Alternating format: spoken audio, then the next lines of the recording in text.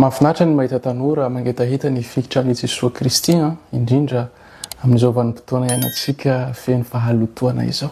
Manontany ahy ty zanjiko ty ahoana ny fomba atao mba hifikirako amin'ny Jesosy Kristy fa mitady ho ketraka aho. Tsy misy formule tokana fa saingy fampisarako amin'ireo ty fiainana tsotra kely ity. Fiainam-bavaka no fiantsonana izy ty. Ity no atao voalohany rehefa te hifandray lavidavitra kokoa amin'Andriamanitra. Antsoiko hoe atao voalohany satria rehefa any afara hitombo foana ny fomba ifandraisanao amin'Andriamanitra ary tsy olona intsony no itenenao hoe zao no atao fa ilay fanahy masina ao aminao no mitarika anao hanao zavatra anankiray izay sain'Andriamanitra ataonao. Satria isika tsirairay avy dia tsy mitovy ny missiontsika, ny objectif ny missiontsika no mitovy. Fa ny missiontsika ity ambony tany samy manana ny azy. Zay mahatonga ilay izy tsy misy formule tokana. Fa raha ohatra kosa isika miaiko hoe mbola zaza za amin'ity finoana ity ka mila tantanana dia ity programme de prière ity no asaiko ataonao. Ny fiarahana amin'ny Jesosy Kristy dia tsy resaka magie miaraka amin'ny Jesosy Kristy dia sambatra ny fiainako ray manontolo. Non, c'est un cheminement. Lalana io mideza hitadiavantsika ny Jesosy Kristy. Ka isika rehetra samy lalana fa ny destination no mitovy.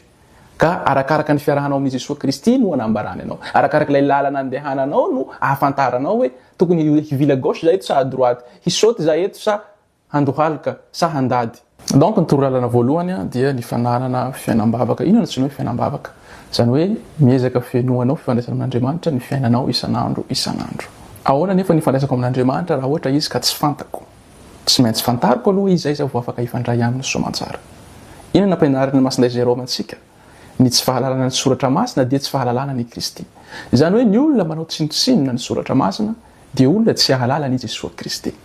Midika izany fa raha olombelona ianao mahay mamaky teny dia miezaka ianao isanandro mamaky an'io baiboly io. Kosa tsy isika kristianina ny boky farak'izay lehibe manandanja amintsika dia ireo evanjely anakiefatra ireo. Donc zay ny tanjona voalohany ezahako vakina hatramin'ny farany ireto evanjely anakiefatra ireto: Matthieu, Marka, Luka, Joana. Rehefa mamaky baiboly tsy le sokafana tampotampoka reny. Non, vakina par ordre. Midika zay fa vao mifoha maraina za mivavaka manao signe de croix nararaisa zanaka sy ny fanahy masina, sokafako ny evanjely soratany masinday Matthieu, mamaky za toko anankiray, chapitre anankiray. Vita iny mivavaka za manao fanolorana ny anjoko an'Andriamanitra. Misy fomba fivavahana fanolorana ny anjo efa apetraky ny eglizy ho antsika fa tsy voatery isika hanaraka an'iny. Afaka manao vavaka fanolorana ny anjo araka izay tiantsika isika. Zany hoe anaporofo-antsika fotsiny fa ty anjoko ty Andriamanitra dia atolotro ho anao mba hahafahanao azy mandamina araka izay sitrakao. Ka raha misy fahoriana ho atreko amin'ity andro anio ity dia atolotroko anao ihany koa ho famonjena ny fanahiko sy ho fikambanako amin'ny fijalian'i Jesosy Kristy mba ho famonjena an'izao tontolo zao. Dia avy eo anao manao vavaka fangatahana ho an'ny tenanao, ho an'ny fianakavianao, ho an'ny namanao. Vita zay amin'ny maha katolika atsika tsara foana ny vavaka maraina faranana amin'ny rainay ny an-danitra anankiray, amin'ny arahaba ry Maria anankitelo zay misy heviny mankatabavaka ho an'ny finoana, ho an'ny fanantenana, ho an'ny fitiavana. Ireo no antsoina hoe trois vertus théologales ampianarin'ny masinday Paoly amin'ny boky Korintiana. Ary amin'ny voninahitra ny andray sy ny zanaka sy ny fanahy masina. Dia faranana amin'ny anaranay sy ny zanaka sy ny fanahy masina. Amen. Vita zay ny vavaka maraina. Mandritra ny tontolo andro iny anao rehefa misakafo. Mila arahanao le fampianaran'ny eglizy. Alohan'ny misakafo za mivavaka. Andriamanitra o tsofrano zay signalinao anay. Tahiro ny karakara ampianaro zay fampizara. Amen. Aorian'ny misakafo za mivavaka. Andriamanitra o misaotranao zay tamin'ny hana sy ny zava-tsoa marobe nomenao anay. Aingana izany ampiasaina ho voninahitra sy anasovana ny hafa. Amen. Rifo masin'ny Jesosy matoky anao zahay. Hevitra tapahan'ny fivondrona beneveka ao Madagasikara zay rehefa mivavaka amin'ny sakafo dia faranana amin'izay hoe rifo masin'ny Jesosy matoky anao izahay. Amin'iny andavanandro-piainanao iny manao vavaka anankiray anao antsoina hoe prière d'abandon. Zany hoe tsy vavaka angatahanao zavatra ho an'ny tenanao fa angatahanao zavatra ho an'izao tontolo zao, ho an'ny toerana feno mosary, ho an'ny toerana anjakany ady, tsy fanjam-pahalemana sy ny sisa. Dia afaka manao toko chapelé anao amin'izay ora tianao, afaka manao vavaka rozery anao fa ny tena tsara koa manao vavaka ny famondram-pon'Andriamanitra isaky ny amin'ny telo tolo-akanjo raha ohatra libre anao amin'izay fotoana zay. Zay ny antsoina hoe prière d'abandon. Tsy angataka zavatra fa juste mametraka ny fiainan'izao tontolo izao eo am-pelantananao fotsiny. Tonga indray ny hariva alohan'ny hatory, todoka amin'Andriamanitra ianao. Amin'io indray ianao dia miverina mamaky soratra masina. Fa saingy tsy ny evanjely fa ny evanjely vakianao isaky ny maraina.